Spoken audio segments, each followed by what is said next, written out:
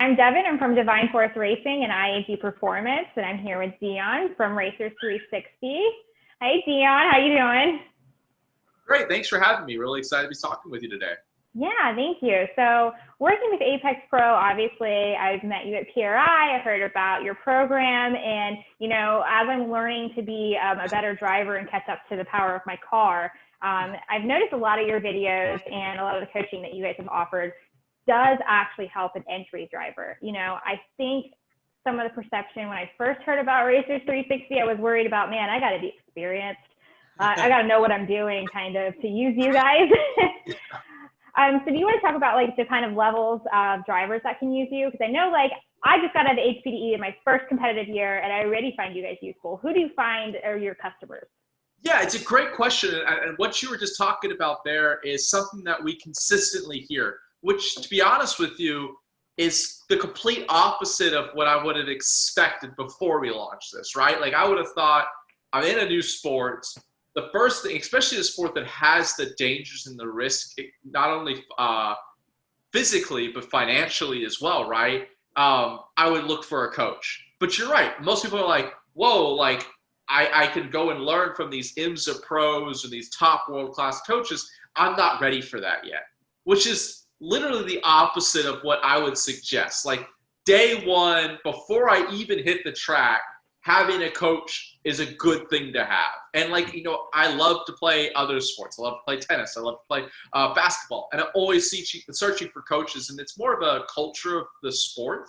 And coaching hasn't been really built into the culture of motorsports yet. Right. So honestly speaking, the reason why we're so selective with our coaches and the reason why we fundamentally believe coaching has to be personalized. Look, we love content. We put content out there. But at the end of the day, we know it has to be personalized to the learner, to the athlete. So because we take those two principles, it doesn't matter if you literally haven't actually been driven on a racetrack yet or you've been driving for 20 years. The pro coach is going to be able to look at where you are, understand, hey, this is the next thing we're going to work on, and help you develop a roadmap. It's not like, you're day one and we're going to start teaching you about the final points of trail braking, right? Right. So at the end of the day, to answer your question, it really doesn't matter. But it's become like a personal passion of mine to help people realize you don't have to be at a certain level to get to needing a coach. Like coaching should be there day one, whether you use us or whether you use any other coach. Obviously, we love to use us, but I just hope it becomes more of a culture of the sport. Right. I definitely think that it's not. I think a lot of us that are in grassroots, we kind of are like, yeah, we know we're grassroots. We're not there yet. Okay, we're trying.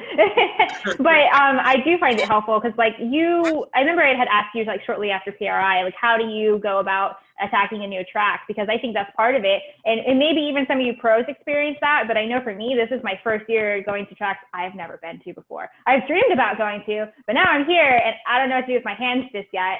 So I saw you had like an actual like article, and I think it was also a video, but I was trying to watch it at work. Yeah. Multitasking. I like where your head's at, though. so I watched it or read it a little bit, and I do think that there's some good points that when we're beginning that we can even start before we're at the track, because I think some of these other coaches is you have to have already been at the track. And me, I like to plan, I like to prepare. I'm an engineer. I need to know what I'm getting into so I can mentally be there. Part of going fast is having a plan and knowing what to execute on. One of the things that makes this sport just so damn hard is it's completely counterintuitive. So a lot of drivers think, for me to go fast, I need to be focused on, spending time on throttle or like rolling lots of entry speed in. And especially when you go to a new track, it's even at the pro level, new tracks are intimidating and it requires more focus. It requires an approach and it requires having a plan. And I don't care if it's me, if it's Joseph Newgarden, if it's Mike Skeen. It's funny, we all learn and build our plan in a very similar manner. And it's working corners backwards. So like the entry of the corner is typically where the highest risk is. And a lot of drivers go to a new track and focus on how deep should I be braking. This is literally the last thing I think about.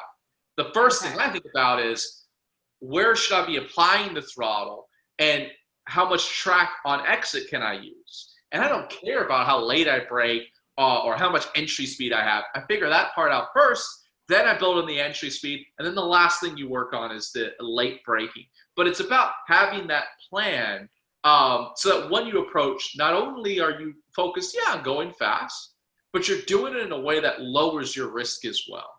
Okay. So is that something that's part of this program? Like if I sign up for one of your coaching things, is that something I can come to you guys with? Because I obviously don't have pre-video to upload, but is that's something that you could walk us through, like a track map? Yeah, so we have really two core services. A is all of our personalized coaching options, where it's from a one-lap analysis to a race analysis. You upload your video, we coach you through it, with annotations, a webcam, all of that. So similar issue here. You can see this is a bit of a unique corner. The chicane up the hill is blind.